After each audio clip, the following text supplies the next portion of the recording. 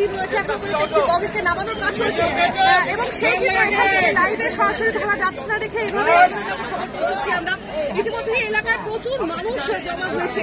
যে ধরনের চিত্র আবারও গা শিউরে ওঠা চিত্র ইতিমধ্যেই যেটা দেখা যাচ্ছে যে জুন মাসের যে ঘটনা, গত বছরের জুন মাসে করমণ্ডল এক্সপ্রেসের ঘটনা, সেই ঘটনা কিন্তু আবারও কড়া নাড়ল।